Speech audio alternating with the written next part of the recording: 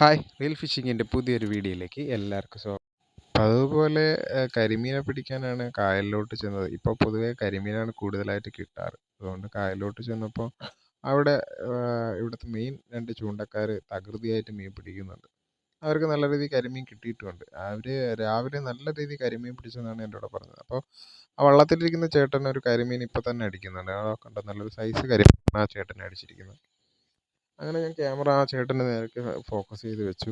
എന്നിട്ട് ഞാനും എൻ്റെ ചൂണ്ടയെല്ലാം സെറ്റ് ചെയ്തു. അപ്പോൾ ആ ചേട്ടൻ പറയുന്നുണ്ട്, നല്ല രീതിയിൽ രാവിലെ പൂലാവും ഉണ്ടല്ലോ, പുഴയിൽ നിന്ന് കിട്ടാറുള്ള കടലിൻ്റെ കല്ലിൻ്റെയൊക്കെ സൈഡിൽ നിന്ന് കിട്ടാവുന്ന പൂലാവൊക്കെ ഏറ്റത്തിൽ, അത് വെള്ളം കയറ്റത്തിൽ, വേലിയേറ്റത്തിൽ ഇവിടെ കയറി നിൽപ്പുണ്ട്. അതും കിട്ടാറുണ്ടെന്നാണ് പറയുന്നത്.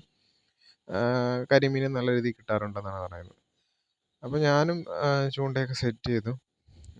ഞാനും ഇടാനുള്ള സെറ്റപ്പിലാണ്. അപ്പോൾ ചേട്ടൻ മാവൊക്കെ എറിഞ്ഞ് നല്ല രീതിയിൽ പരുവപ്പെടുത്തി നിർത്തിയൊക്കെയാണ്.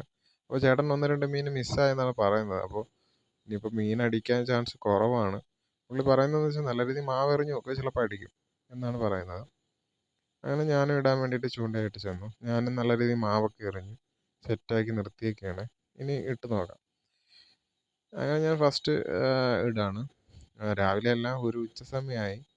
ചൂണ്ടിടാൻ പോയ സമയം കൂടുതൽ രാവിലെ നല്ല സമയമാണ്.